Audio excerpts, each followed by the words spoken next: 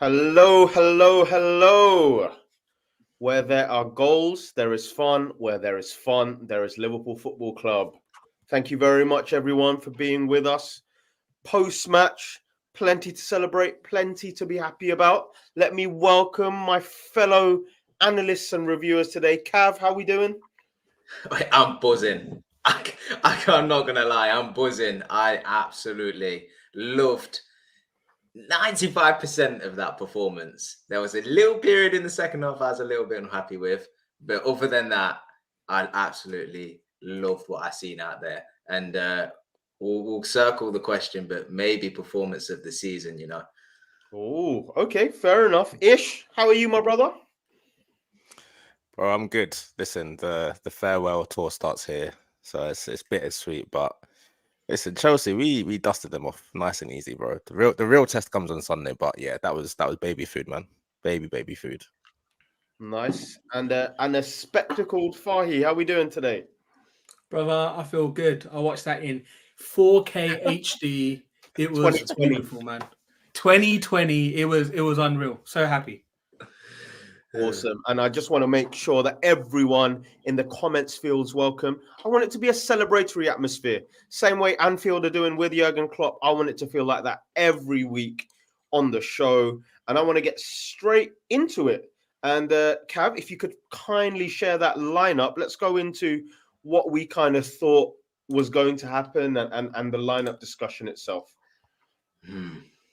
Cool. So looking at it, Ish, I'll come to you first. Was there any change you were expecting, or was this the lineup that you were kind of expecting to see at kickoff?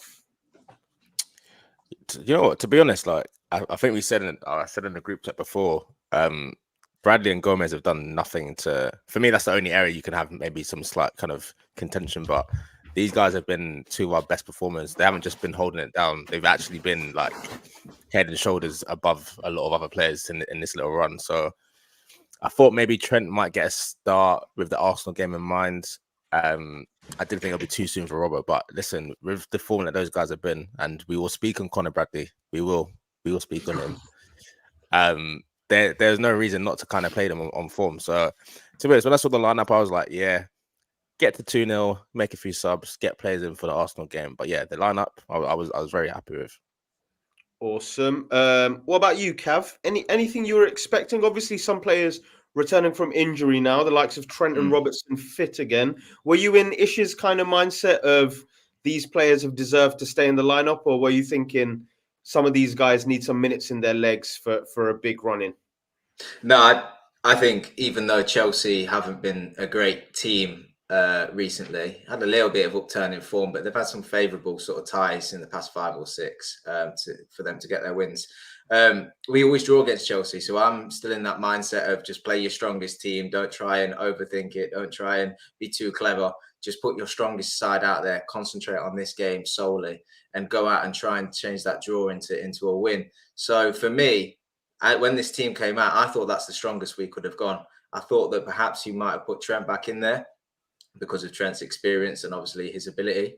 But I really hoped that he would stick with Bradley, because since Bradley stepped in, he's not put a foot wrong. And I think it deserves to start based on form and the fact that he contributes at the offensive side of the game as well. So I'm pleased that Klopp remained strong and brave by keeping the young man in.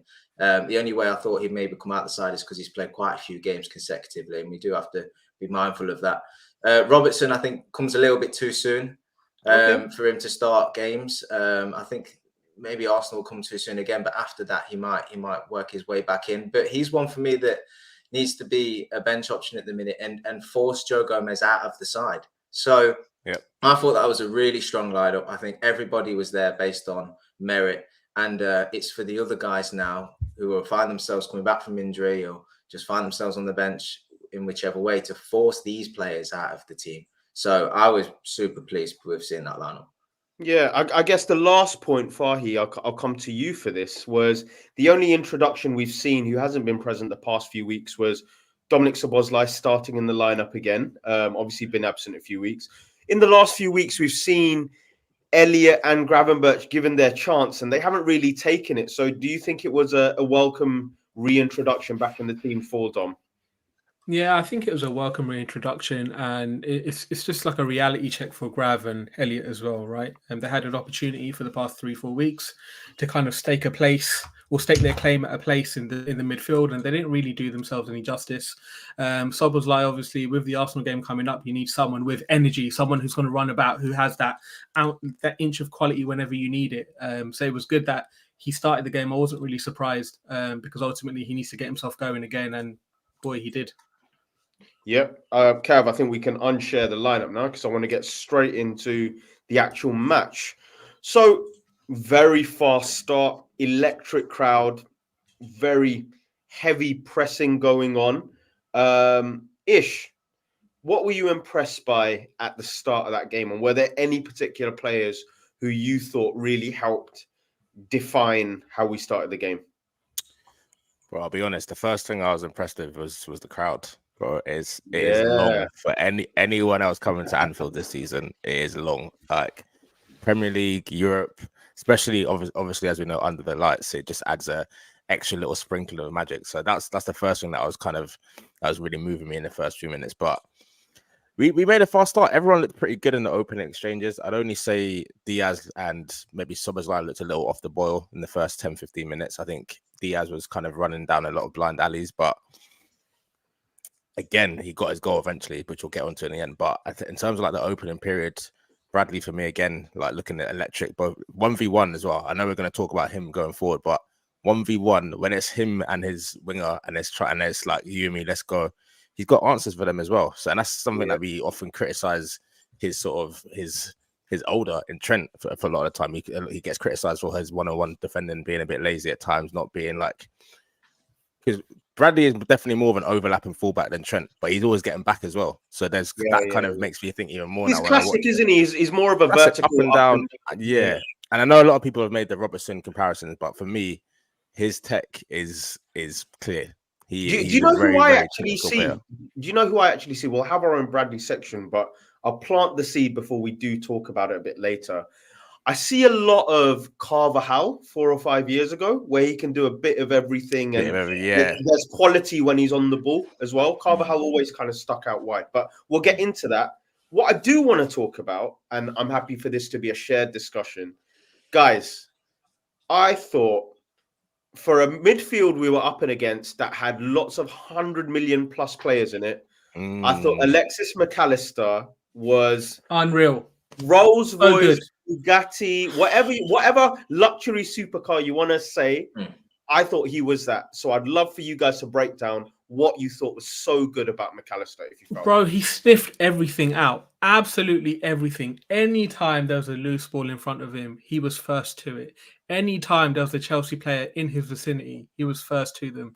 He just pressed them off the park. Not only did he press them off the park, he made sure to clean up, pass it to the right player to kind of move the attack forward for Liverpool. Everything he did was with pure intelligence. And like that is exactly what you want to see from McAllister. And I think that's what we knew he was capable of doing. But obviously in August, September time, we didn't really see that. But now he just looks like such a natural in that sixth position. That was exactly what you want to see before the Arsenal game. And Cav, I mean, there's so many little passes with either foot he plays, which is like a quick 1-2 through the middle, which changes us from almost facing Alisson to suddenly being 3-4 on 1. There's just so much intelligence in him, right? Oh, so much intelligence. Yeah, it's incredible, really. And when he first started playing in the six, we were sort of questioning whether that would be right for him. We've seen him do it at Brighton in a double pivot alongside Caicedo, but as a lone six, we were like not too sure about this. And I think Klopp, said in so many words that we're trying to play that sixth position differently. He gives us something different. It's something new. And I think you're starting to see it now. I mean, don't get me wrong. His defensive stats are really good. He's always there for the challenge. He's aggressive. He's strong. Comes away with the ball. But like you say, the two-footed, the press resistance, driving through the midfield, but also breaking lines with passes, willing to try risky passes to get it into the forwards and do it quick. I thought he was exceptional today. And if you cast your mind back to the first game of the season, return tie that we played with Chelsea, we played really well in the first half, but then towards the end of the first half and the second half completely, Enzo just dominated. He had one of his best games for Chelsea, and you know there was highlight reels and everything to come out of the back of it. And he was flexing his muscles. He was showboating at times, and I particularly wanted to see McAllister win that battle today, just to get our own back off that performance. Because since then, for me, Enzo hasn't done anything. No, or up to then, he hasn't really done anything. And I didn't like the sort of aftermath of that performance from his. So when I looked at these two lineups, I was like, McAllister, I need you to show me the World Cup winner, McAllister. I need you to show me that you were better and you can be better than that Enzo performance in the first fixture. And he was immaculate. He was absolutely brilliant in every area of the pitch, and he dominated the midfield quite simply. Awesome. And I don't want anyone's spotlight to not go on them today. So, I mean, we're all happy to talk about him. Drifted into the box a lot. I thought I thought him and Cole Palmer were having like an England under 21 little tussle, and that was Curtis Jones. Ish, what did you think of Curtis today? Because he was busy. People never realize, but he's always on the ball. Listen, he's getting to the point now where he's getting in that Gino Wijnaldum kind of phase where it's like he's so good, but you almost don't notice him because this is just a norm for him now. These 8 out of 10s that he's dropping it's just normal. It's normal. He was unlucky not to score as well. I think he had a good chance in the first half. That low effort. But see, I expect this from Curtis now. This is the level. Now he's shown me he can do this over a consistent period from sort of the last 10 games of last season up until all throughout this season, barring injury and suspension. This is the level he's been so consistent.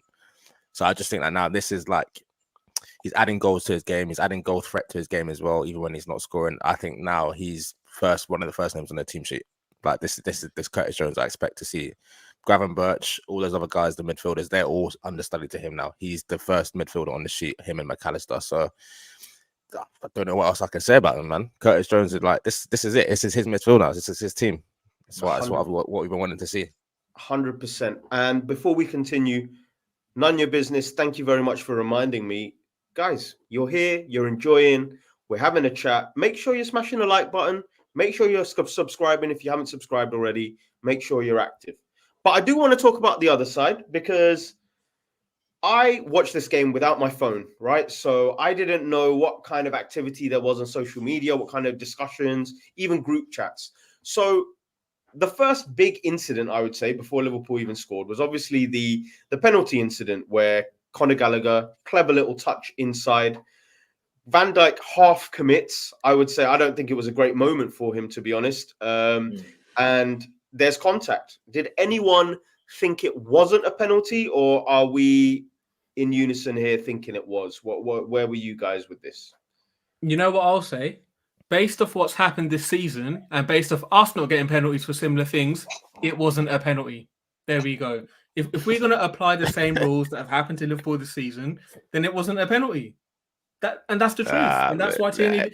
End of the day, Tierney hasn't given us. No. Ish, wait. Tierney has not given us pens like this all season. A VAR on the pitch, he's refused to give us pens.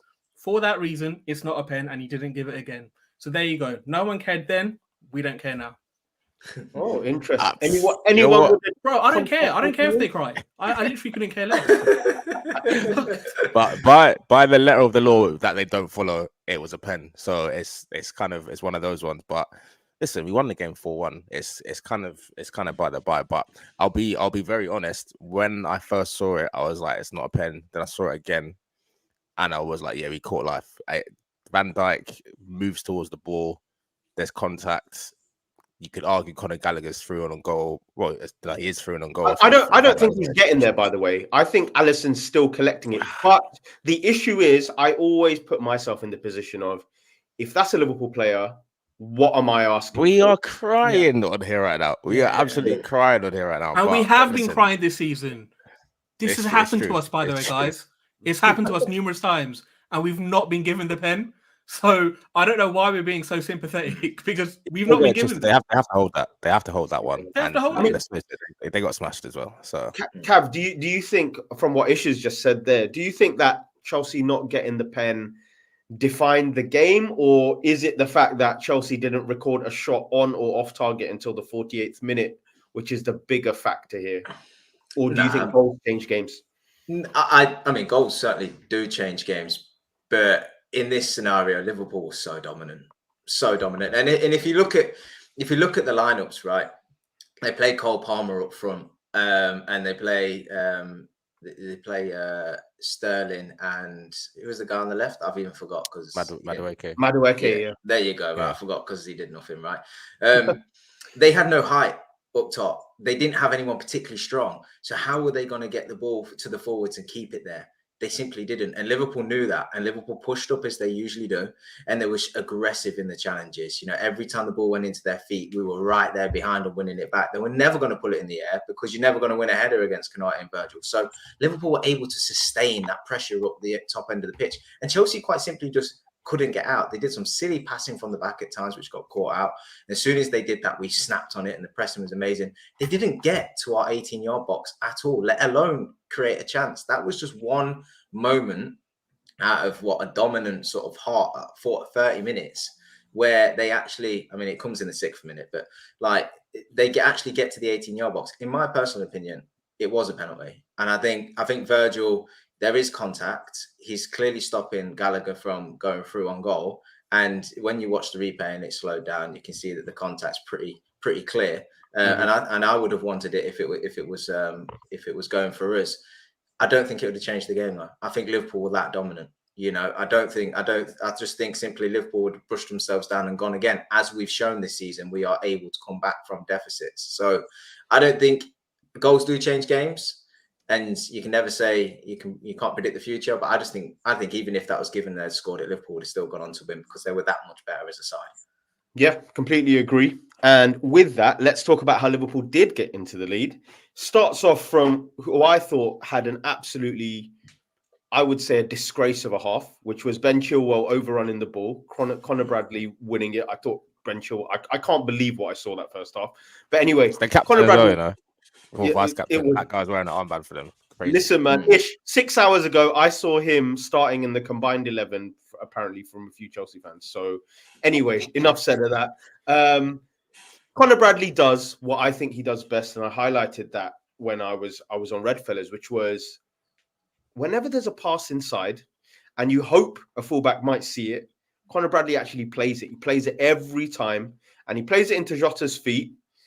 And I'm going to leave it to you guys because I don't know how to analyze this goal. But Jota just decides to willpower his way through. So, Cav, the floor is yours. How did this goal happen? Pressing up the pitch, aggression, bravery. Conor Bradley wins that ball back, and it's quite it's a brilliant tackle because the player's fronting him up. I can't remember who it is at the time who he takes the ball off. Apologies for not remembering, but he just wins the ball back so cleanly. You know, you rarely see clean tackles in football nowadays, you know, because the game's gone a little bit soft in that respect. And but the winger fronts him up and he just wins it so clean. And then he drives afterwards. He drives and he plays the ball into Jota. And I'm exactly with you, Mush. That is the point I was going to make. Because I don't know if this is just because he's new into the team and he fully respects his position, that he's always got that thought of after the energy, after the hard work, I'm just going to try and give it to my teammates. I'm just going to try and give my teammates the best opportunity. He's not yet got to the point where he's like, I'm the guy, I'm going to do whatever I want to do. Yeah, he's so unselfish and he picks his head up and he sees Jota in that position. Now the ball played into Jota is a little bit lifted. Jota's first touch, if you watch it back, is the ball isn't on the ground. It's bouncing a little bit. His first touch is brilliant to set himself. And then Jota just bursts. He sees the gap. Right, the smallest of gaps between these two defenders, and he drives into it. And he's a little bit Suarez-esque in the fact that when he runs at people, it's so unclean. I know Suarez used to go for that nutmeg and he'd get it back off of a ricochet off someone's shin. But Jota just runs and drives into space and it ricochets, but he usually comes away with it. And I don't know how, if that's a talent, I don't know if that's a skill, I don't know if you can work on that.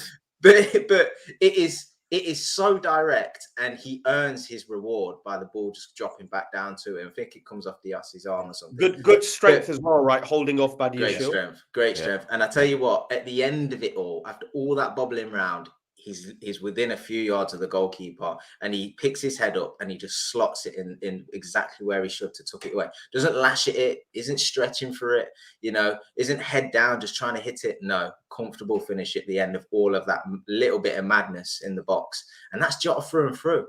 You know, just a pure out and out goal scorer. And I think it was you that asked me, Mush, on Sunday, you know, where would you play Jota? And I just said, I don't care. Just play him anywhere. Just get him on the pitch. You get the same stuff there anywhere, right? Exactly. He scores goals. And just a final point on him. I remember watching an interview with who's the lad at Wolves? He might have been at Everton at the time. The Scouse centre back. Connor Cody. Connor Cody. He spoke on Jota and he said, the thing that you'll find crazy is for such a short man, he is such a powerful, strong runner. Not sure if it's the muscle in the thighs or what, but when he starts running, you cannot shift him. And that's an example of it there. They're two big Chelsea defenders. And not that he bullied them, but they should have just pushed him off.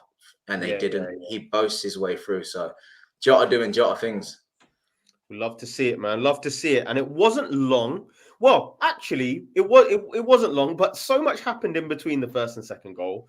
I guess we can talk about I call it, because we won, it's the fun side, right? Which is our lovely number 9, who decided to have the most interesting 90 minutes. He was having a shoot off, man. He was having a shoot off himself. Can I take the floor? Please, can I take the floor? I want to know what kind of he was loving life, man.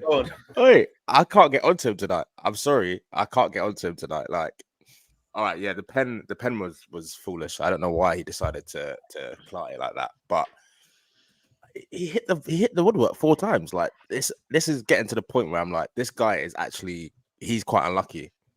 I know I've clowned him all year, and a lot of it deserved, but he's a menace. He's an absolute menace. And look, the header as well, he should have finished. I think the word is active. Today he was active. Do you get what he's a menace, man. He's a menace. Like he's at the heart of everything that was kind of going right for us. But it's just like he's hitting it too cleanly. I don't know what it is. He's not caressing the ball enough for some of these chances. I would it's say mad. Though, it's crazy.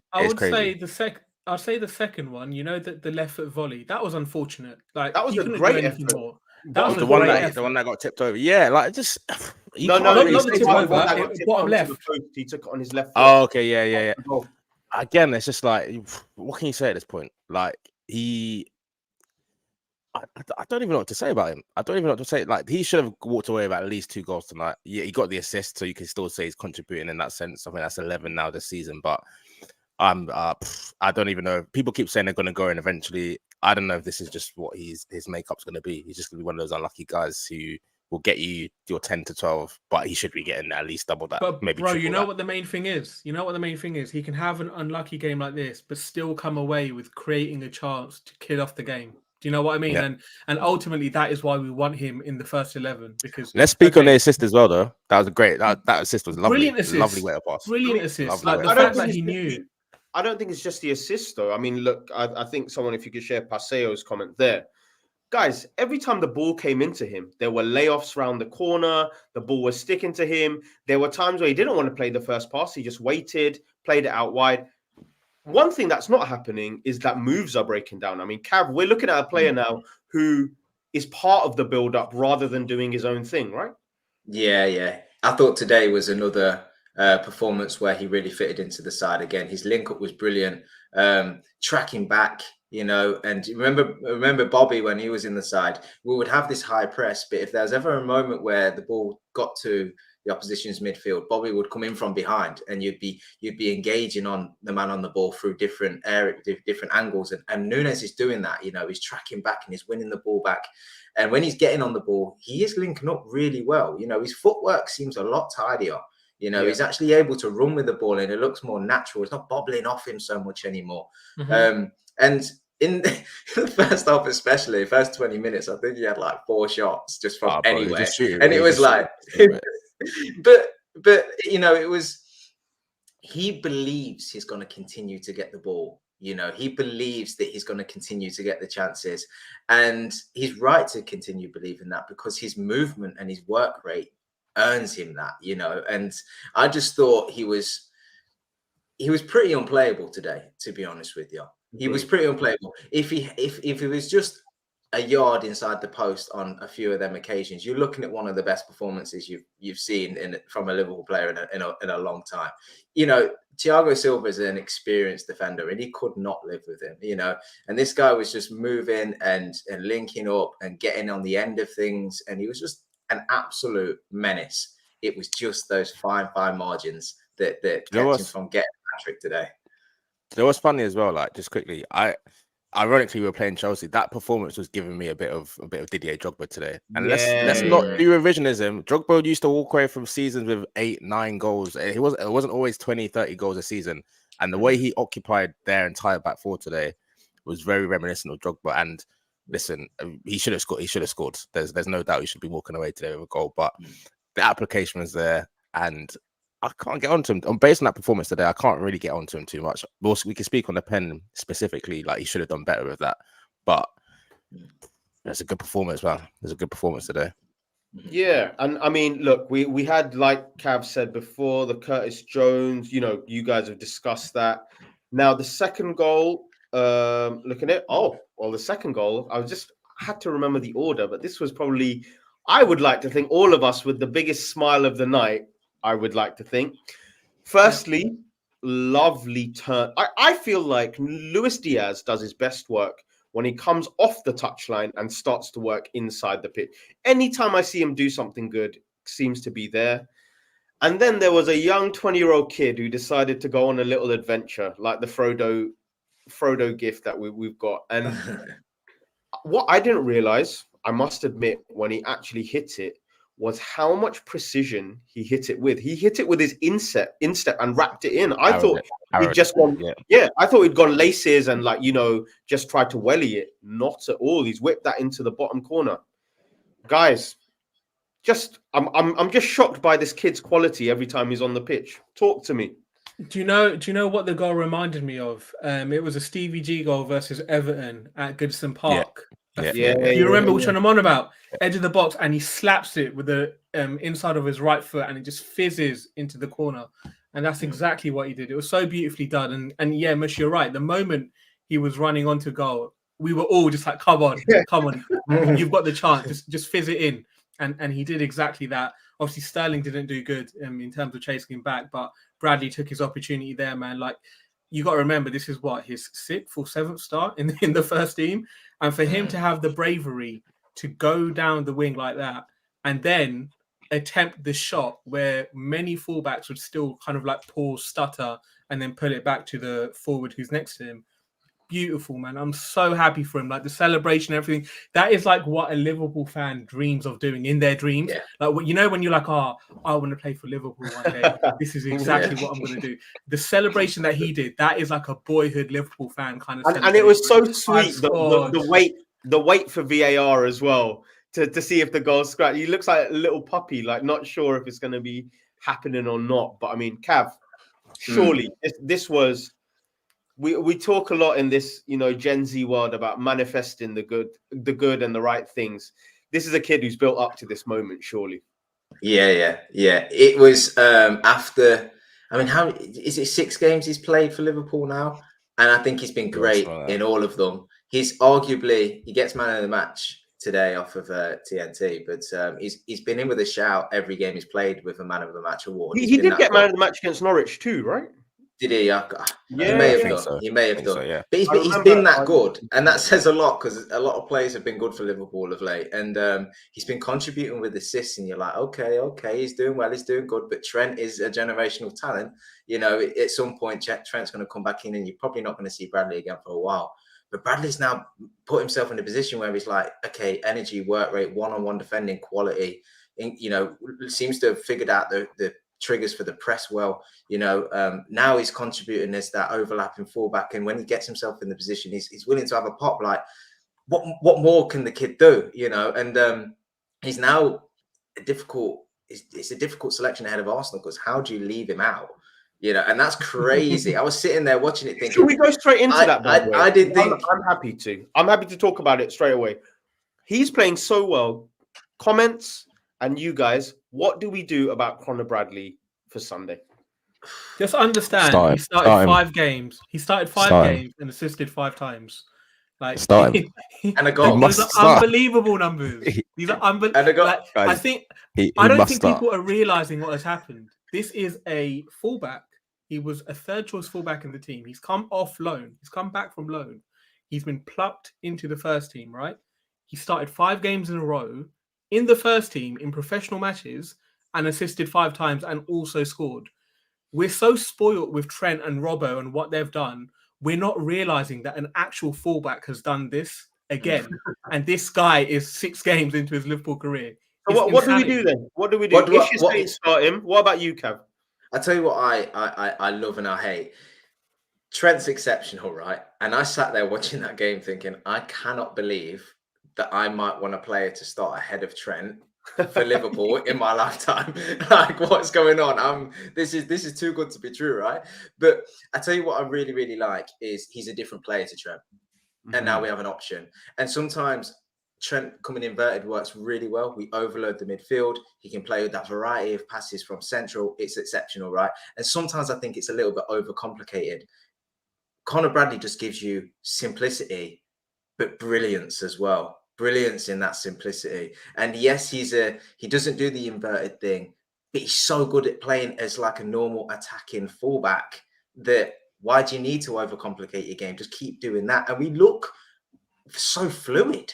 We look such a good passing team. It looks more natural to people to have a player playing in that respect. So it's crazy to think that this kid is stepped in and now is genuinely put himself in as an option alongside Trent. I never thought I would see that.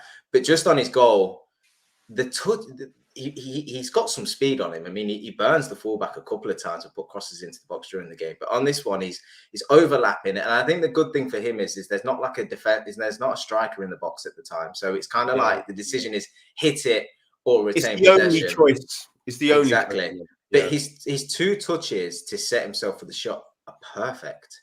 They're perfect. When you watch it back and you watch it from the goalkeeper's kind of angle, he lines it up so that he can whip it into that far post, almost like Bale-esque. Remember Bale back when he had that period in the Champions League against Inter, just down the wing and then just fizz it into that far post. That's what he did brilliantly, and the finish is amazing. And he's just added another string to his bow. So I mean, it's early days, but how can you argue with the return and the performances that he's putting in? For me personally, if he's good to go, I wouldn't change it come Arsenal.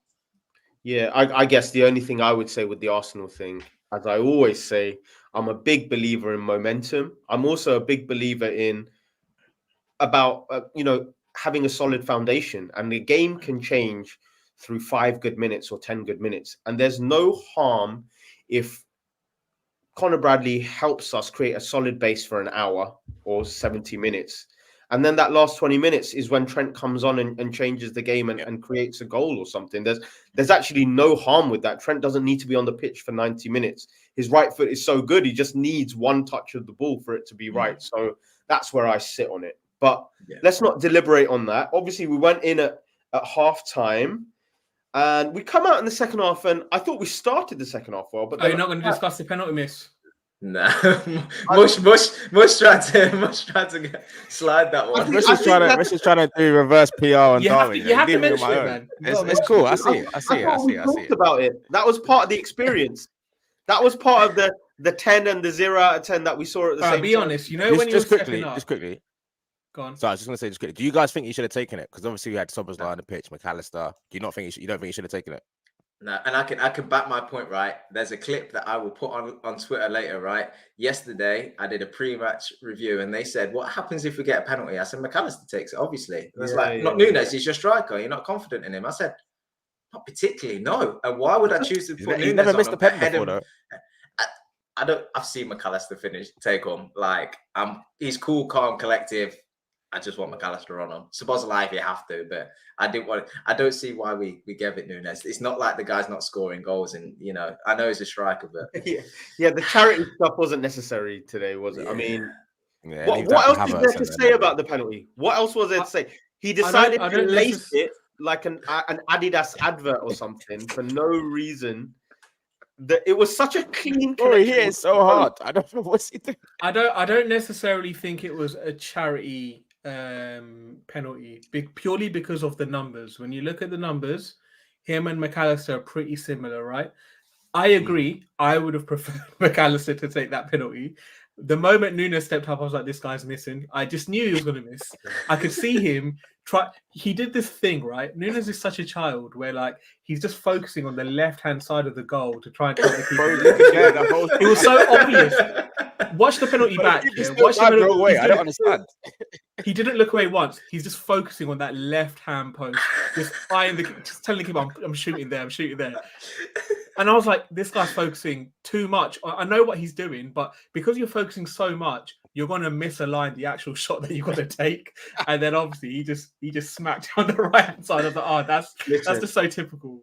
I haven't taken Darwin seriously all week since I saw him like that post of how to draw a horse. Honestly, I knew from that moment onwards, this week was going to be that kind of bro. You know what kills me? I just imagine him in the changing room before a game on his iPad doodling animals. Right? Like they're getting ready for the game, they're listening to music, and he's just there on his iPad. But I think this is why you guys are talking about the McAllister thing, because it's actually nothing to do with how you hit a ball. It's just McAllister's personality is more settled. You would know that in a situation. More settled personality than this ADHD striker we've got. But his performance did warrant him to take the penalty in the first half. For sure. He was unlucky, but you're right. When I saw him stepping up, I was like, just before half time, like the difference between going and 2-0, 3-0 up, I was like, just get someone else on it, let them take it. But number 9, man, like he should just step up and slot up head. Like, Ish, do you know the funniest thing was the moment he missed, like it was so kind of like I was so blasé about it. It was like, okay, anyway, let's just keep watching the game. It was like the moment didn't even happen. It was like, right, don't know why I expected anything anyway. Let's continue to enjoy ourselves. So is there anything I've missed in that first half which was significant? I can't really recall. I think I would also mention really briefly Ibu's performance in that first half. I thought he was unbelievable. I do not know what drills we've been doing with Ibu for these long passes. That's what I want to long passes. So yeah. You guys open it, Cav, go for it. Him in particular, but it feels like everybody in the team is hitting him at the minute. Gomez is hitting him as well. Virgil, the pings are on point at the moment. Yeah, but I don't know if that's a confidence thing. You know, like when you're low on confidence, you either don't want the ball or you just play it short, you play it safe or whatever. But when your confidence is flowing, there's momentum. You just see a man's free, and it doesn't matter where he is on the pitch or what technique you need to use to get the ball to him. You just do it. You know, it's instinctive, and it feels a bit like that in the minute. It feels like we're in a good moment. But fair play, the quality's there. You know, the passes are reaching there where their intended target is. And Ibu especially, one thing I couldn't figure out what Chelsea were trying to do because there was so much space everywhere. Usually you'll find that there's space out wide and then they're compact inside. But there was space in both. I'm not sure if it was just the brilliance of how Liverpool pressed and moved the ball once they got the press and how quick it was and how we were just finding pockets. But Ibu was spraying passes out to the channels, and then we were breaking lines with McAllister through midfield and stuff. And I just thought, wow, we are, as an offensive team, got so much variety in our build-up in this game, and it was so pleasing to see. I thought, and that's spot on. And if I just contrast that, and I'm not hating on it because they won yesterday, but Arsenal's repetitive short passing thing that I was watching, the refreshing nature of how we play, where we can do the intricate stuff, we can go long, we can go down the sides. Guys, this is what we're going to miss most, right? We might get another great manager who will have an amazing plan A, but Klopp has a plan A, B, C, and D that all run at the same time in the same match. Yeah. I mean, how are we going to replace such a variety of football that we actually play? Bro, don't ask me questions like that now, man. I'm not. It's too early. It's too early for that. Man's asking me how are we going to replace Klopp, bro. I don't know. Like, well, take the in the middle of a post match. We've just got to half time. Right, just tell us how we're going to solve this small dilemma of Klopp. Bro, I don't know. But yeah, let's continue on Khanage then. Tell me about what you saw with Khanage, because I thought defensively as well, Sterling peeled a few times in behind Bradley. Not because Bradley did anything wrong, but that was kind of Chelsea's out ball. But I feel like when the ball is within 10 yards of Khanage, the intimidation factor right now is absolutely insane, isn't it? It's mad Yeah. because it's like what I've noticed. His decision making is also improving. Like he's still very front footed, but he's not rash with it. Khanage would be one previously where we'd be pressing high and have an attack in the opponent's third, and he'd give away a sloppy free kick, and then they'd get momentum and get a chance to kind of move up the pitch. But he seems to be eliminating that from his game as well. I'm just seeing a more mature. I don't know. Was it the Arsenal? Which game was it recently where Van Dijk wasn't playing either? And it was after the Emirates, the FA Cup. Yeah, Klopp said he spoke to him midweek, and he's like, "Look around, where's the leader?" And he's like, "Bro, it's me. I'm him." No, that's when I saw that he said that, and obviously this week he was talking about how he's saying he's got to be ready to die for Klopp in these last 4 months. I'm like, this guy, he's definitely ready now. I'm seeing the kind of like boy to man kind of form from Khanage at the moment. He's looking like a real leader at the back, not by shouting and stuff, just by his actual performances. So. It's amazing to see. I'm not looking at him now as like a sort of Van Dijk's little bro kind of thing. It's like, no, I've got two absolute dogs in there. If you want to see him as a weak link, it's up to you, but it's long for you. It's longer for you if you want to go down his side. It's weird, Fahi. Do you think that almost, because I've noticed it in the way he communicates, do you think him having Bradley next to him and knowing that he has to guide Bradley is almost making him constantly do the right things in an exemplary way, do you think? Yeah, for sure. I think when you if you compare it to like your everyday life, right? When you've got like a younger working alongside you, you end up acting a little bit differently because you have to guide them and you need to show them the right way and kind of be more assured with the ball and all this kind of stuff. But what I will say is we say that because everything is coming off. But when you look at the amount of risk he's taken with his passes, there's a lot of risk. So I don't think by having Bradley on the side, I don't think he's being safer or making the right decision more than he used to. I just think everything is going perfectly for him right now. And he's just feeling himself like he's just on it. And I think there is an element of, by Bradley being on the side, he knows he's not the youngest in defense. He knows he needs to guide someone. He's taking more responsibility. And you see that for sure because he's cleaning up shop. But I think the other side of it is, he's just really on it right now, man. He's feeling himself. All the passes today, the way he was fizzing it through the lines, I'm like, this is a centre-back doing this over and over and over again. He must have done it about 5-6 times. Agree. And I just can't believe how young he is still. Centre-back wise, what is he, 24 still? So yeah, if that.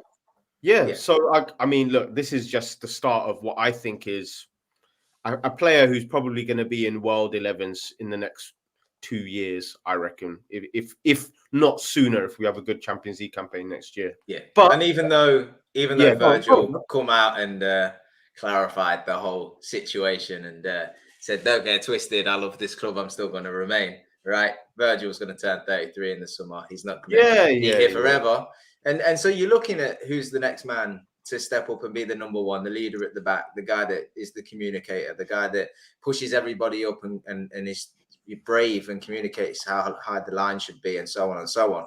And you've also got a man in Kwanzaa who looks pretty confident in his own abilities and at the minute is showcasing it. So it's we'll need to add, don't get me wrong, but in terms of having leaders at the back and solid players that you can really trust, we've got Khanage's developments ahead of Kwanzaa, but it looks really promising for Liverpool moving forward. And I'm really pleased to see Khanage, you mentioned it, Ish, step in as like the number one defender, not just the guy that complements the number one defender, And I really feel like his performance has shown that. It does help that the midfield is doing their part and real shielding and working hard in front of the defence as well. So fair play to. I mean, Cav, what defender can play well without their midfield doing well? Exactly. We've seen that last season, didn't we? We've seen that last season. Look at Virgil's performance this season compared to last. It just goes to show, doesn't it? Exactly. So halftime happens. Second half was odd because I'm guessing, Cav, your 95% happiness, this is where the 5% almost came in.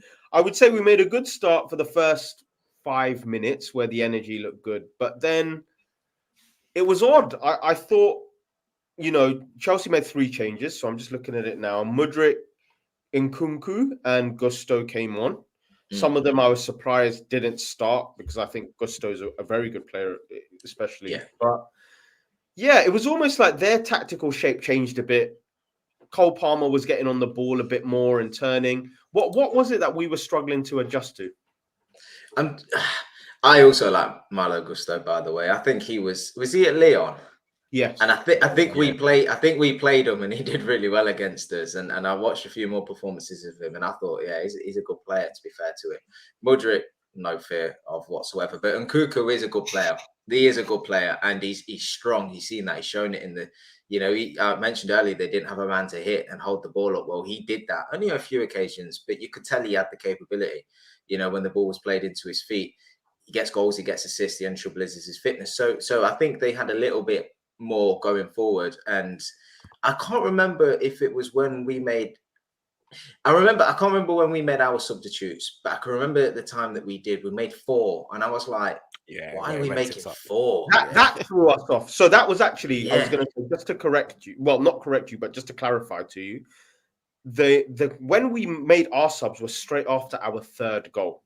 That's right. So that was minute 65 we scored, and then 68 to about 79 when we scored again was when Chelsea were kind of on top, weren't they? That was when they got their goal. But also, I thought, not his fault, but I thought Robertson really didn't adjust to the pace of the game very well. Yeah. Yeah. Do you know what? We've done this a few times now. Liverpool play really well, and then we make a host of subs, and for the next 5-10 minutes, we're just trying to figure ourselves out again. Yeah. And what I see in particular, and I think you're dead right, Robertson, he did this thing that annoyed me, right? When he was unsure the ball was bouncing, he'd just knock it forward. He'd just knock it up the line, or just knock it into midfield. And all game, we'd seen Gomez bring the ball down, control it, play the pass, break the lines again. And I was like, this is where you encourage the opposition. This is where you give them a chance. We passed the enthusiasm out of them in that first half. And then all of a sudden, we're lifting balls back into midfield and going, here's a challenge, here's a 50-50 to engage. And you didn't need to do that. Get it down, get settled. His press was a little bit off one of the occasions. He went full pelt into his man and the guy just turned him and they went through attacking us. So look, we're not being critical of Robertson, but he does need to recognize, look, the energy is great, but timing is everything. And when we talk about the goal we concede, there's another man that I'll point out in that. But I just feel like Klopp's been brilliant with his substitutions this year. Really recognized when we need to make changes. I just didn't see the need to make 4 at that time. I understand you don't want to make 2 or 3 stops in the game and kill our momentum, but at the same time, it's a lot of adjusting to do, and I don't think it particularly works making the host change like that. Yeah, I think that's kind of standard to happen in the cup. Yeah, no, sorry, Michelle. I think making 3 or 4 subs in one go, that's okay when you're like having a cup game or whatever. But when it's an actual league game, when it's 2-0, it was 2-0 or was it 3-0 at this point? It was 3. 3-0. It was 3-0. Even that, I think because it was 3-0, he went with it. Do you think he thought the game was won? Yeah, right after the goal. Yeah. I mean, you would think it's 1, right? 3-0 at home, and the way it was going. But yeah, 4 changes is a bit too much. That's pretty much nearly half the team. And you could tell that within the first 5 minutes of those guys coming on, they were really struggling to adjust. Yeah. Yeah, and Klopp, if he was he's right. He knows more than this because ultimately we win the game and he gets loads of men off as early as possible. So why would he stagger 2 changes? Because if he does one 10 minutes later, well, that's 2 players that have played an extra 10 minutes later in a game where the legs are tired. So fair play, you get away with it. But I did kind of think at the time we conceded 1 back and we've still not quite figured it out. And if they get another, it's a different game. Do you know what I mean? They're within 1, so we got away with it, but I don't particularly like it, to be honest.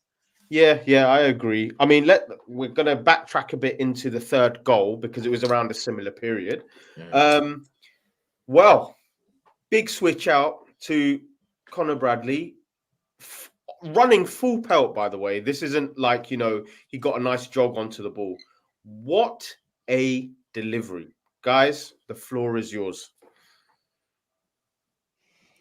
Everyone's gobsmacked. It was so perfect. I can't believe how perfect the cross was. It was looking like a FIFA goal. It was mad. It was absolutely crazy. I'm just like, this guy is. What I loved as well is that there was no fucking about. It was 3 passes back of the net, no ticky tacky, no passing for the sake of it, like we saw City do in the game earlier. Like it was the goal was there. Let's get there as quickly as possible. And I thought it was that. So it's Szoboszlai that finished it off as the header, isn't it? Yeah. Great header. I thought it's good for him as well because he didn't really. I thought he had an all right game, but I think the goal will do him kind of well or good. I was a bit disappointed in his set piece taken. A lot of free kicks just going into the wall. Corners were all right, but they weren't landing on anyone, so that was good from that point of view. But again, the goal was all Bradley, really. Like you said, Mush, the pass kind of made the goal what it was. What a player we've got on our hands, man. What a player we've got on our hands. And that killed the game off. What I liked is you see him, he takes his goal and he picks his head up and he knows what to do and he hits the goal. The first assist, he picks his head up, plays it into Jota. This one's different because he's not got time. He's at full pelt, like you're saying, Mush, and he's hitting the byline. He ain't got time to pick his head up. So what you do is you either stop and check and come back and the momentum's killed, or you put a dangerous cross in, put it in an area.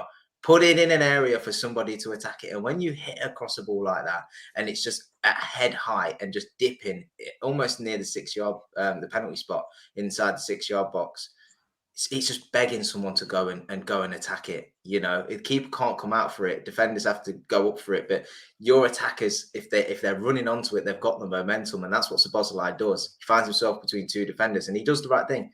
It's the center of the goal, but if you head it down, you really make it difficult for the keeper to get down quick enough to save it. So the cross, I like that. It's making the right decision in the right moments, and the right decision in that moment for Bradley was just get this in the box and get the quality on the end of it. I don't know if it'll find someone, but it gives someone a chance at least if they are in the box.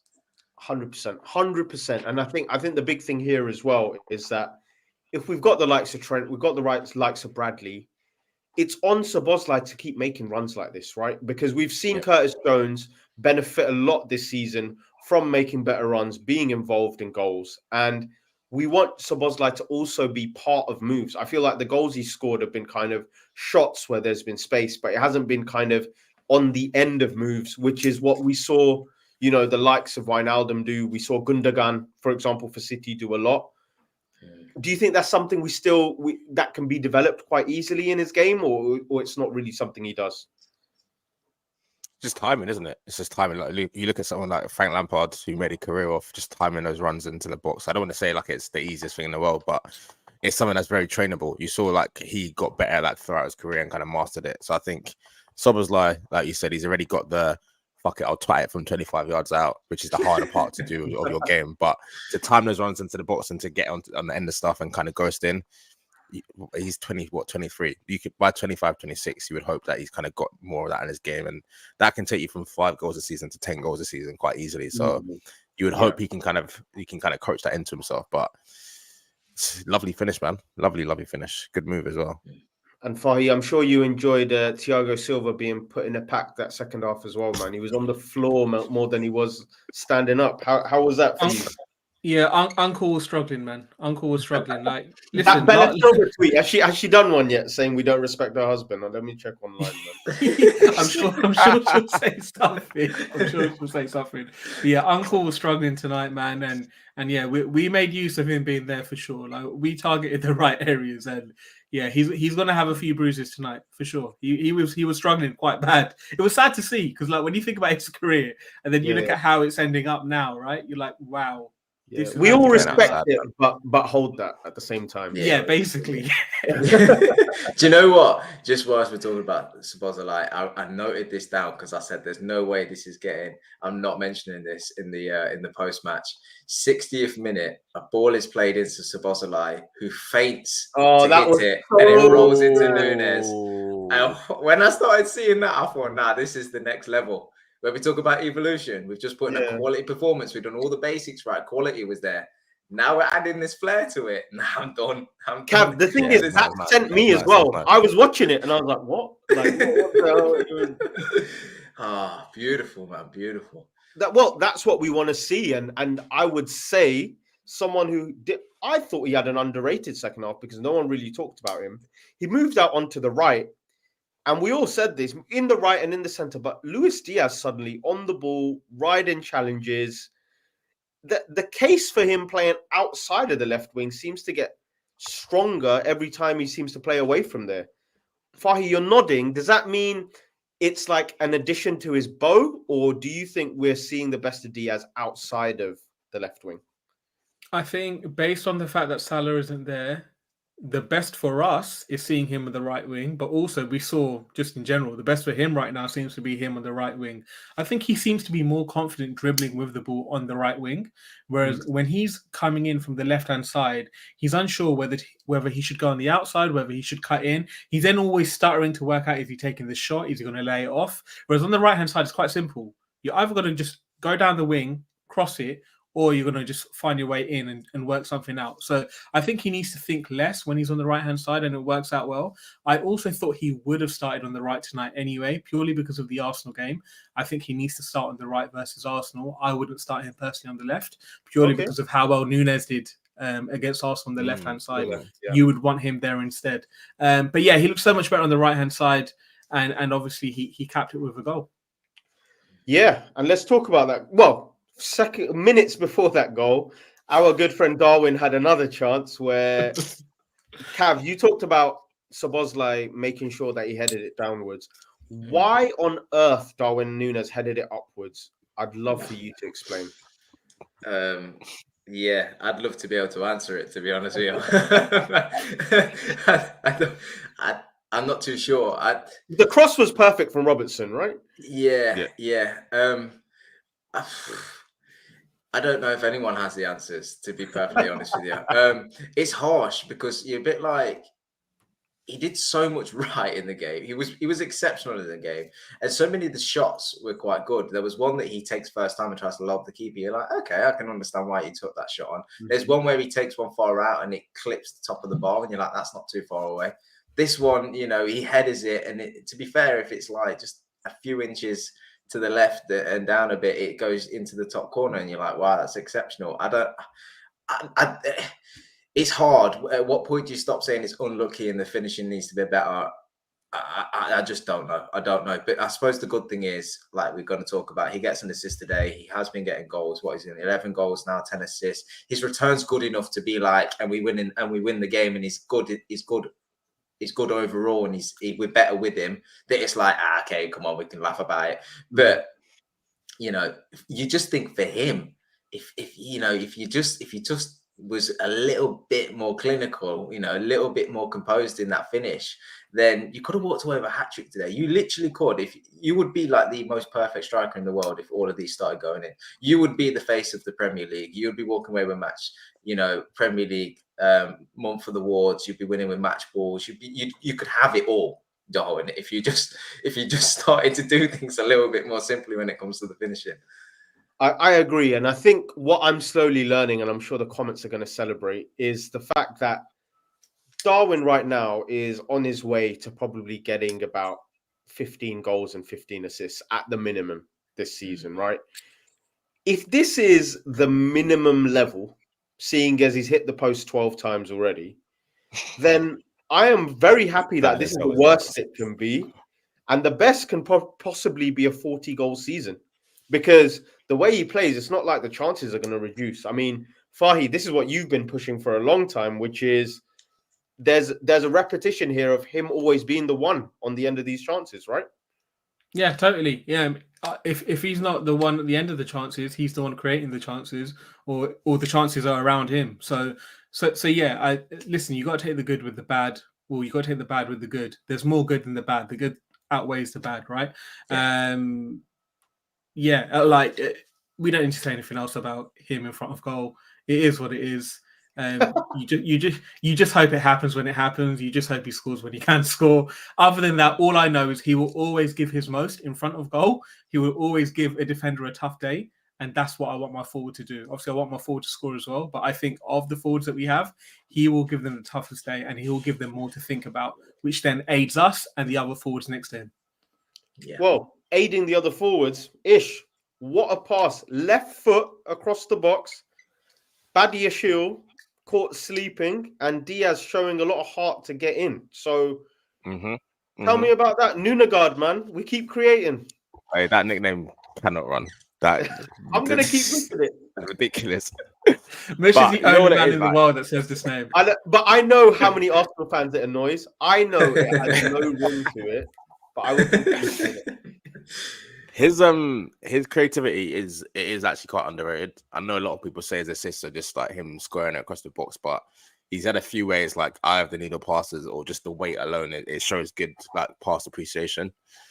Mm-hmm. I just don't know what it is, but like a guy that can show so much composure in and around the goal for assisting and creating chances. When it's him to have the chance, he just starts doing craziness. But on the assist, lovely assist, like put it on a plate pretty much. And like you said, good desire to win the ball back as well. And he even had one of like this season with Szoboszlai against Sheffield United, where he's shown desire to win the ball back, then shown quality as well. So it's hard to criticize him really. Like obviously the finishing is up and down, but he's walking off the pitch with an assist. He's had a hand or been like active in a couple of the other goals as well. So listen, as long as he continues to be involved and we continue to win games, I think having Jota in the team really helps him as well, because you kind of see like the scruffy chances, the chances where it's like you need just the bagsman to go and finish it. Jota is on hand to kind of do that. And I do think with Nunez playing out wide or kind of rotating, the onus isn't on him to have all the chances fall to him in the box. Yeah, like he's getting the ones from 25 yards out, but it's the ones where it's like cut across the box 8 yards out. Big man, you chill outside, you chill on the wing. Jota's there now, and you saw Diaz is there now as well. Diaz is actually not a bad finisher in the box. So as long as he keeps influencing us positively and we keep winning games, the agenda's on hold for now, isn't it? So yeah, exactly. And I don't know, Cav, let's come to you for this. I'm looking at the subs. So, like you said, we had Harvey Elliott come on, we had Bobby Clark come on, we had Trent come on, Gakpo come on.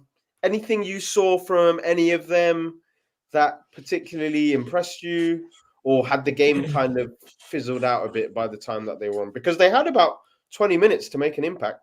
Yeah, certainly when Bobby Clark come on, but it's just a good thing for him that he can get more experience and more sort of football in his legs, because he's an option for us when we need to rotate. It's great to have, and he does a job when he comes on. He works hard, keeps the ball. I'm never fearful of him, being overawed as a young man.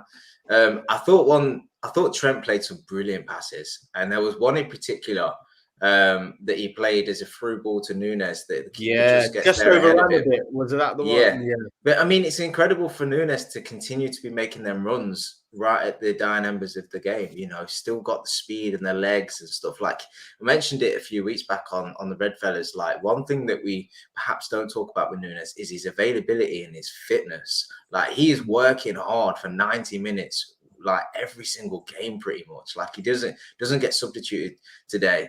And he's relentless for that, and he gets chances. Like he's taking all them shots literally from like the 3rd, 4th minute in the game, and he's still in on goal in the sort of 80th, 90th minute of the game. Like throughout the entire game, he has impacted it. He doesn't really have a quiet spell, and that's something to be said in itself, not giving the defenders a moment's peace. So I thought that the passing from Trent was great to see. One disappointing thing I saw, and it's kind of hypercritical to be honest, but the goal that we concede. Oh yeah. There's a moment where Elliott just goes one-man press, and the guy just turns him, and he has to do he has to do this full loop back round, and once ego pressing. That was and it really frustrated me because he's been brilliant when he's come on as a substitute, but like during that entire game, we just almost perfected the press and then the passing afterwards. And it felt like during when them substitutions happened, we lost our rhythm, but mainly because the press was off again. And it was men running as individuals. Like, okay, I get it. It's good for us to see that you've got that enthusiasm, but you've got to recognize you've got to go as a team. Otherwise, you will just get turned like that.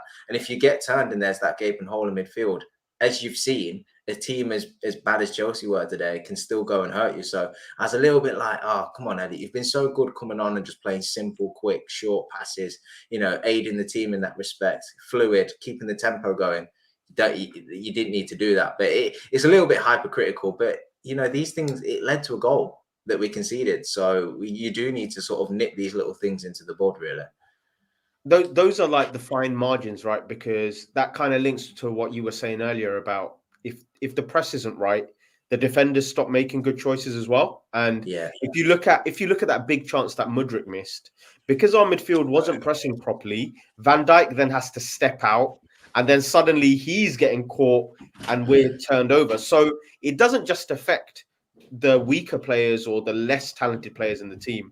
It affects the best players doing their job properly as well, isn't it? So it almost shows that our plan is fantastic, but it's delicate, isn't it? Like, you know, it can break down very easily if the wrong choices are made, even halfway up the pitch.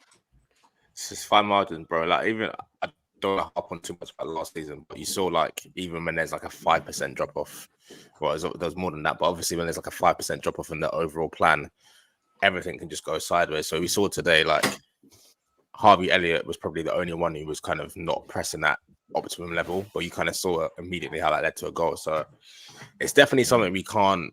Yeah, we won 4-1. Yeah, we don't want to kind of dwell on this too much, but we've got a big game on Sunday. We can't really afford to be having those kind of mistakes, because where Mudryk is missing stuff at the back post, Martinelli might not be, or Saka might not be. So it's definitely something to keep an eye on. But you don't want to be too hard on him, because he might not get any minutes on Sunday at all. So this can kind of be pointless. But in those cameos, you want to be maintaining the standard. You don't want to be dropping the standards, which to his credit, he has done this season. He has been coming on and actually having a positive impact. So you kind of hope it's just a one-off, really, for Harvey Elliott in particular. What did you think, Mush? Just one player in particular. What do you think, Gakpo, when he come on? Because all the forwards are playing well, but this seems to be the guy that, in the absence of Salah, he's behind Nunez, Diaz, and Jota in the selection order at the minute, isn't he? Yeah, what did you think he did enough when he come on the pitch to warrant being in the team for Arsenal? Do you know what? This is really difficult to judge, because I thought he came on and he himself looked very enthusiastic, but it felt like all the link up that he was potentially trying to do felt like were with a lot more, not just tired players, but also players who'd used up a lot of their sharpness earlier in the game. Because I noticed a few times where, like, he'd get the ball and he'd want to do a quick 1-2 with McAllister or Jones, but by this point, Jones wants to slow the game down because he's exhausted as well. So I thought it was a bit of an unfair time to judge him on the best that he can produce. And it is hard, isn't it? Because you want to play when everyone's buzzing and everyone's sharp. But when you come on at minute 80, even if you're trying hard, you kind of drop to the quality of everyone else, I thought. Yeah, I don't know if you thought differently. And he resulted in, which he has done of late, just shooting. And don't get me wrong, because he wants to make an impact, right? And the most noticeable impact is a goal or something. And like, he knows he's got a good shot as well. It's always on target. It's hit with direction, hit with pace, you know, but sometimes it's just a little bit too far out to really, you know, the keeper just you know, tips them around the post or he collects them. But, you know, he backs his ability in doing that, and that's great. But like you said, it probably comes from the fact that he's not able to build up. We're not attacking quite as we were earlier in the game. His time's going to come, man. Like, this is why Klopp is the best, right? Because we now have a set of players where before with Salah and Mane, it was 50 to 60 goals between two players. That 50 and 60 now comes between Salah and 3 or 4 others. So there's going to be, I can guarantee this season, there's going to be a 5-game stint where Cody Gakpo scores 3 goals and gets 2 assists or something. And that's going to be his moment, man. And that's what we will remember. We remember in the 1920 season when Shaqiri basically had 2 crosses, and that was his big contribution, you know, against Newcastle. And I can't remember the other game, Wolves, I think, away from home. So yeah, it will come. And I'm sure in the seasons to come, Gakpo's still only 24. He'll have important periods within that. But let's quickly do some match ratings, because I'm interested to see who gets what. Some level-headedness would be appreciated, but don't feel like you have to, you know, stick to that. Let's start off with Allison. I'll just come round each one of you and I'll ask one of you for a reason. Cav, number for Allison. Wasn't asked to do much. I'll give him an 8. Fair play. He did some outside of the foot passing, which was quite nice. Okay, Fahi? 7. Wasn't doing much. Not his fault. You can't get higher than a 7 for what he did today. 2 saves, I think. That was it. Ish? Oh, you're on mute, Ish. Yeah, I say 7 as well. Like he did what he had to do, but there wasn't really much. There wasn't really much outside of that in terms of like saves and stuff. To be fair, the moment in the first half where Sterling was played through and he had to be on his toes for it. yeah, he was out quick. He was out very quickly. I was so scared, by the way, because it felt like the whole game was stopped. I was like, oh my god, he's in so much space, and then Alisson flies through the screen across the floor. 7, 8. That's absolutely fine. Connor Bradley. Let's go straight into it. Ish, 10. You will start with 10. you this time. You're going straight 10, for a 10. 10. 2 assists, 1 goal, 10. You're not 10. hearing it. And a padlock as well. So, Bro, yeah. 10. 10. Straight up 10. Anyone going less than 10? Cav? Nah, I can't. No. honestly, he could not have done more for me today. Comment saying 15 from Ross. We'll take that. 11 from Joseph. Yeah, okay. So we've got a 10 there. Ibo Konate, what are we going? Cav? I'll give him a 9. Or Fahi? Okay, 9. I'm going to give him a 9. I think he probably made like one rash decision the entire game. Other than that, it's fantastic. Cleaning up shop as usual, making some line breaking passes. Cannot complain at all. Marshal that defense perfectly. Nice. Cav? Go with that. Yeah, everything Fahi said. I'll go a 9. Ish? Yeah, 9. Could even be 9.5. Yeah, I thought he was flawless, pretty much. Okay, we'll come straight back to you, Ish. Virgil van Dijk. 8. Because he wasn't as good as eager today, wasn't he? Yeah, there was the one on, obviously, for the penalty that should have been, and there was another one as well. He came through the back of, that should have been a penalty, to be honest. 2 penalties. That for me is not, and he's given away. He obviously gave away the penalty. He gave away the red card against Newcastle. He's given away a penalty this season against Palace, but got overturned. So, like, as good as he's like we're saying, he's engaging and getting stuff, but he needs to be a bit careful because the pace that he had before is not 100% there. So, yeah. What do we give Khanage? 9? Yeah, he gets an 8. Fahi? Yeah, 8 again. Similar to Ish. Similar reasons as well. He was fine. He was a little bit lapsadaisical at times. I think there was a few communication issues with him and Allister today as well. You noticed a few times where they weren't on the same wavelength. But other than that, it was fine. Oh, sorry. He played one hospital pass to Khanage as well. Yeah. Just about to say. That was horrible. Horrible pass. Horrible pass. I was like, bro, what's going on? It's so un-Virgil-like as well. Like, when do you ever see that? And then also, who's the guy that bodied him as well? You never see that. Oh, it was a foul, but the way he went down, I was like, bro, you're looking a bit like Thiago Silva out here. Like, kind of uncle tax, man. It's crazy. I also thought, as good as Nkuku's turn was in the box, he completely sold Virgil. Like, completely. Yep. Virgil went one way and the ball went the other. Like, I'd give him a 7 though, because fair play. Like, he probably could have given away 2 penalties, but ultimately he didn't. And he was, other than the hospital pass and getting spun one time, and I thought he could have done better at the goal. He maybe been a little bit. This list of Virgil was good, but I know, but like, it's because, you know, when you do ratings, I instantly start at 10 with Virgil, and I'm thinking of reasons why he should be lower to make me a rational football fan, you know. So I'm gonna go 7 today. Yeah, I mean, all I will say was I thought defensively he was a 6. He was just about above, you know, average, but I thought his pings were absolutely class today. So that's salvaged a bit. Okay, let's go left back. Joe Gomez. Cav, we'll come to you first. Inverted quite a bit today. Yeah. 8 for me. Solid. Completely solid. And we spoke about what happened when Robertson come on the pitch and how he didn't take the ball down and keep it moving and passing and stuff. Gomez did all of that. And I think you kind of recognized how good he was when he actually went off. You know, so not a lot of moments of brilliance or exceptional, but just was absolutely solid and played his part defensively, you know. So 8 for me. Another performance from Gomez. And look, if we achieve anything this season, we'll look back at so many players and how well they did. But literally, the entire season could be over without Gomez, to be honest with you. If he was injured like he usually is, we don't sit here in the hunt for 4 trophies at the minute. Agree. Fahi? Yeah, I'd give him an 8 as well. It would have been a 9, but he didn't take a shot today, which was a bit disappointing. Even though the crowd screamed shoot from the halfway line. Whenever we need to stop doing that. We need to stop doing that. We need to stop doing I that. think this.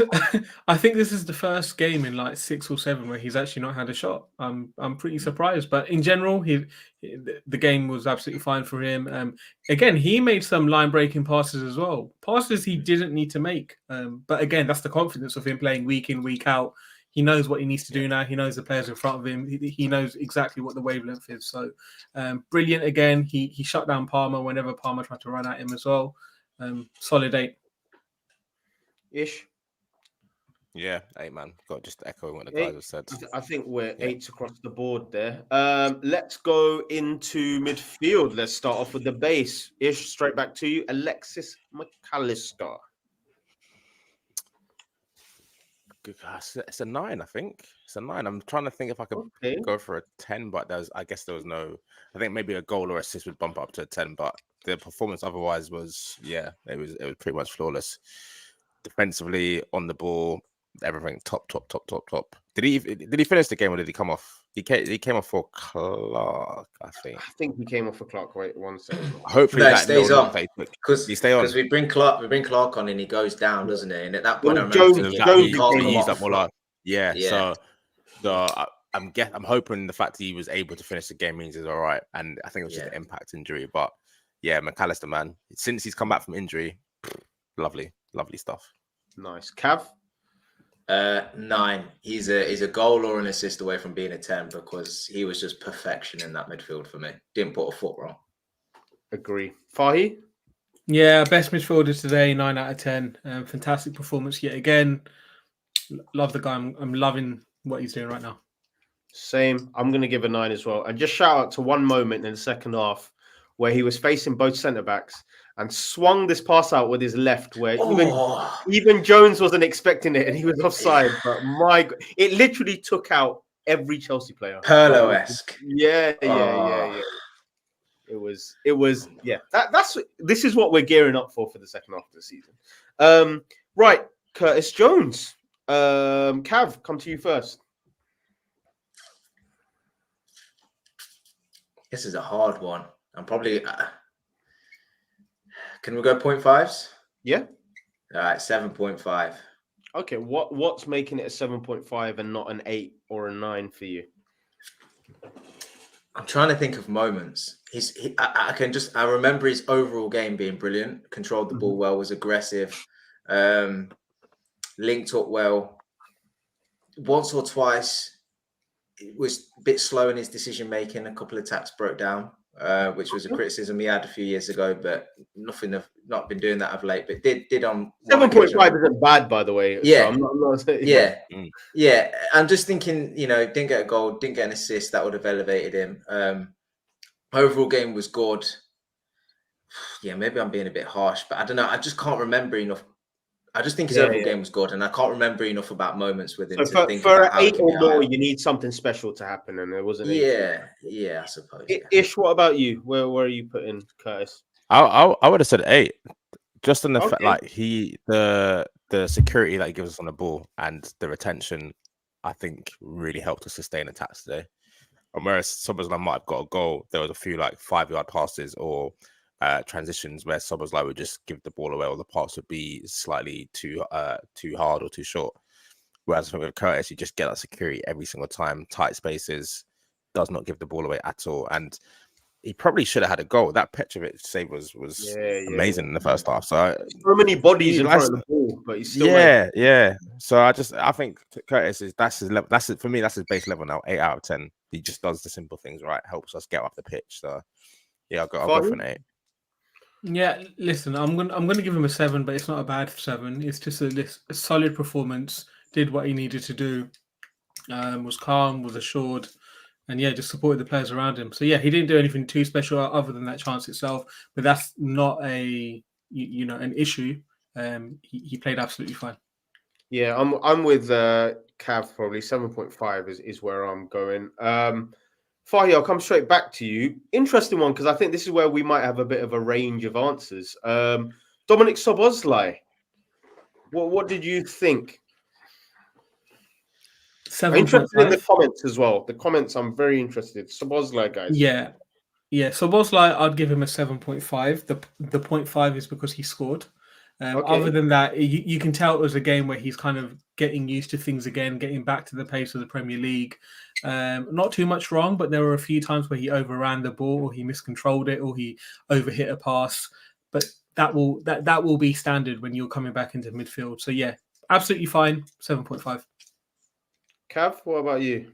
Yeah, I'd go 7.5 as well. I think his performance was a little bit lesser than both McAllister and Jones, but he did get on the end of the goal. So that gives him the 0.5 for me. Otherwise, I thought the performance was a 7. He was good. Don't get me wrong. He played his part. He worked hard, strong in the challenge. By no means, looked like a man that was coming back off an injury in terms of his energy and his bravery and stuff. He's a tall, strong, powerful player, and he always shows that. It's just them final moments, the final moments when to take a shot, when to play the pass, and just that continuing to develop in terms of integrating himself into this team, because he's got so much quality. It's about when you use that quality and how you use it. So he's going to be an exceptional player. He is an exceptional player. He's going to be one of the best in the league, come the end of the season, maybe next season.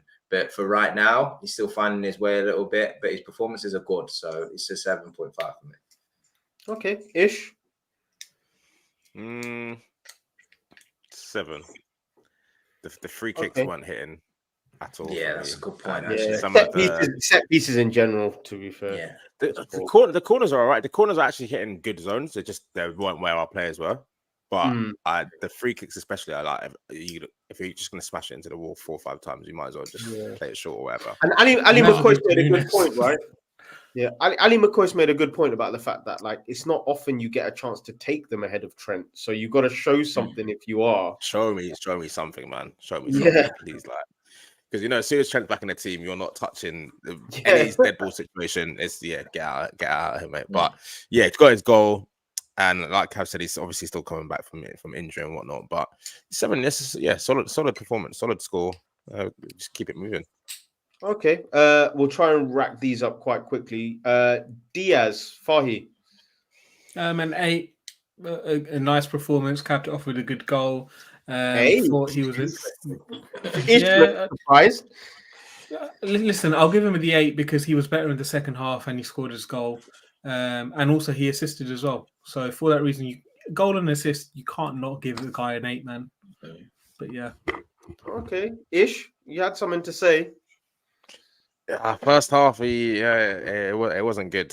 It wasn't. I know it's only half the game, but the first half, I would say is probably our worst player, potentially him or Szoboszlai. He did get his goal, took his goal well, but I still Diaz is something's not quite clicking for me. Goal contributions are great and stuff, but there's times I think he can give it a bit quicker, can be a bit more decisive. I feel like he's not 100% confident. I'd probably go. When I give Szoboszlai 7, I think he's probably same mark as Szoboszlai. Give him a 7 as well. Okay, Cav. I'd give him an 8. Goal and the assist, but I disagree with you, Ish, a little bit. I thought he was really good. And the thing with me with Diaz is I keep thinking that he's going to be this player that's just going to burn fullbacks and be so silky and skillful, and it's going to be, you're not going to know how to defend against him because he can beat your left, he can beat your right, he can hit byline, he can cut in or whatever. But actually, he's starting to turn into a player that's just really good in link-up play. Presses well, receives the ball, and his first thought isn't to who can he beat. His first thought is who can I link up with, and I'm starting to just accept him for being that player. That's all well and good, and I think it helps us in terms of maintaining that control today, and he gave us the variety in our attacks because he was able to link up with people. And we've had so many of them performances, but without the goals, without the assists, and ultimately that's what you need to be doing as a Liverpool forward. So the fact that he did that today, I thought his overall game was really good. And to walk away with a goal and assist, I thought it warrants an 8, to be honest with you. And if he gives you that performance week in, week out, and then a goal and an assist, or a goal or an assist, you'd be like, yeah, deserves to be there. Who can replace him? So he needs to maintain that performance for me. Cool. Would you start on Sunday? Absolutely. No doubt. Yeah. On the left, or see, because you guys were saying on the right earlier. I slightly disagree. I think Diaz left, Nunez central, Jota right, like we see today. I think that worked the best. You can switch it in the game. Don't get me wrong. I just think it worked really well. I still see too much of Diaz just running into the center, but especially on the left specifically. I see him on the just running into the middle, into traffic, and then kind of coming back out. It's still, for me, it's not quite polished. Whereas before, he was either going at a man or linking up with the left side of 8 and getting a 1-2. It was more decisive. I feel like he's still a bit like the confidence isn't quite there. But like you said, goals will help that. One thing that surprised me is, remember when Mane first joined, and he was similar in that respect. And after a bit of time, Klopp taught him how to run off the ball. You know, he said you can do all that work in front of the defense. That's great, right? But you'll get your goals when you make the key runs at key times, right? Run across your defender when our defenders, Trent especially, picks his head up, and run in behind, because you only have 1 or 2 touches, 1 or 2 decisions before you're taking a shot at goal, right? And you've seen the amount of times Mane would find himself played over that lofted pass from Trent. Trent would play it sort of inside towards the penalty spot, and Mane would run onto it. The amount of times he found himself at the back stick, you know, all that space that he created. I thought that Diaz would start to learn that. You'd see the movements that Mane made, but he's not. He started the season doing that. The Chelsea game, he did that so much. Obviously, the offside goal that he did that as well. So I feel like he started the season doing it. I don't know. Maybe the injury kind of derailed him, and perhaps, you do need a lot of athleticism to do that. You do need to be like burst and partial fullback, and maybe he definitely has lost a bit of pace from when he first signed. But it's weird. He will get way more goals if he kind of gets that for us. But it's just it's going to need to come from him. Okay, guys. So the fun continues. Darwin Nunez. What on earth do you rate that? It could be anything. Fahi? I'm going to give him an 8.5. Right? Okay. 8.5 purely based off nearly breaking. Well, he did break a record in terms of the amount of times he hit the woodwork today. That in itself is something to be proud of. He did assist for a goal. I think, how many shots did he take today? 11. 11, I think. Yeah. 11 shots like that. Wait, you what? You need to understand one man to take 11 more shots. shots than some teams entirely get. Exactly, and for that you have to praise him. So for that reason, I'm going to give him an 8.5. Maybe that's it. Nunez is a team in himself. Yeah, right. I'll defend. Yeah. I'll create chances myself. I'll shoot where I want. You know what? Don't worry, guys. I'm a team within the team. I'll just do everything. What are you giving him, Cav, for being that all-encompassing player? Nah. Yeah. Wait, the chat just said it. If it was a crossbar challenge, he'd get 11 out of 10. But honestly. Oh my God. God. If we draw that game, I'm sat here a lot angrier and not smiling as much as I would, and I'd rate him probably a 5. But Liverpool dominated Chelsea, and we created so many chances, and we don't create half of them chances without Nunez. So this will be one where if you're watching this post-match and you didn't watch the game, you'd be like, what the hell are you on about, and see the stats. But if you watch the game, you'll see this guy was a menace all game. And like Fahi said earlier, whether he gets a goal or he gets an assist, if he doesn't get a goal or he gets an assist, he still plays his part in the game. He still plays his part in the goals that we get. And that was paramount today. I thought he was just, Chelsea defenders couldn't live with him at times. I thought he was brilliant. And to get the assist is like, you walk away with at least a statistic today that benefits you, you know. So yeah, I'd give him an 8.5, and it is probably the only 8.5 I will ever give to a guy that only gets an assist as a forward. Fair enough. He had more shots than the entire Chelsea team. Just understand that. Active. But that's it. But that's a quality. Do you know what I mean? Take Nunez and put him in Chelsea's team today. I guarantee they have 3 or 4 more chances on goal. Yeah, 100%. I always think there's this rebuttal that like other players have a better finishing percentage or all those things, but there's no point if you cannot affect the match. Like that's the best thing about Nunez. He's always affecting the game. So, Ish, what are you giving that? I'll go 8. Okay, I don't want to be like the negative. Well, 8 still. 8 cannot be negative, sure. Yeah. But I think whereas the guys gave him the 0.5, I'm just still I'm still like, that's such cash money for you to just be like, I've got my goal. I've hit the woodwork 4 times, but I walked away with a goal. I'd always think of someone like Ivan Toney when I think about pens, and like his 20 goals a season, if you take away his pens, is instantly 10. Like those from 12 yards out, that should just be easy pickings for you. And it's just annoying, really. It's annoying that he's kind of added another kind of meme onto a performance which was otherwise pretty good. But yeah, just an 8. Okay, cool. And last but not least, before we wrap up tonight, a man who was very much being praised by Ali McCoist and the team on the TNT Sports coverage anyway, a certain Diogo Jota. Fahi, Diogo. My warrior, my hero, the best finisher in the team. Clear 9, man. Listen, this is why he's in the team. This is why I need him in the 11 every week. The way he ran through for that goal, it was like the gauntlet challenge on Gladiators. The way he was just running through that defense, he was like, nah, I'm going to get that ball into the box and score. You got to give him a 9. Won the pen as well. Won the pen as well. Let's not forget. And he won the pen. Yeah. Okay. Cav? 9.5 for me. I think that might be his best performance this season. And he's been good of late. He scores the goal, which he had no right in scoring, really, when you think about it. He wins the pen. He was a pressing machine. Mm-hmm. Every single time there was a duel with a player, he came away with the ball. Guys were climbing on his back and he was still just silent and passed on. Like, he's running with the ball today. Sometimes it's really untidy. It was clean today. He was winning the ball back. He was driving into space. He was taking people on. He was carrying the ball. He was playing it simple and out wide when he needed to. He was getting in the box when he needed to. I think overall performance, he was brilliant. He was absolutely brilliant. And he wins the pen. He gets the goal. That is why Jota is one of the best strikers in this league, because he is just able to just score goals, affect games, be a menace, be strong. Yeah, all the superlatives for him today. I absolutely loved him, and he's playing in the exact form that you'd hope he'd play in without Marcelo being here.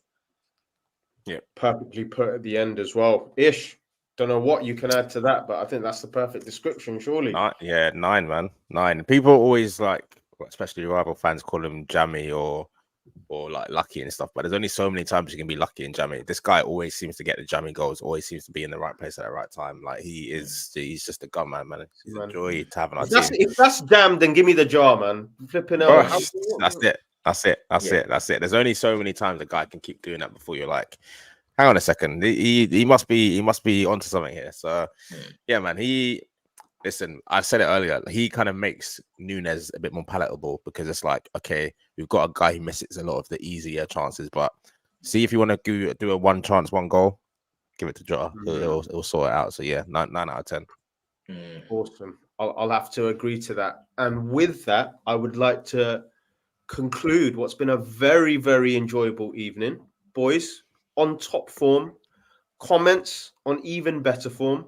And I am hoping post-match, our smiles on Sunday will be even bigger. I'm going to be watching at our wedding, being the most unsociable person in my entire family as I'm tuned into it. And I'm hoping that you all have a wonderful, wonderful week in the meantime. Drop us a like, of course, before you do leave us. And I hope to see you again. This is Mush, Ish, Cav, and Fahi. Peace out.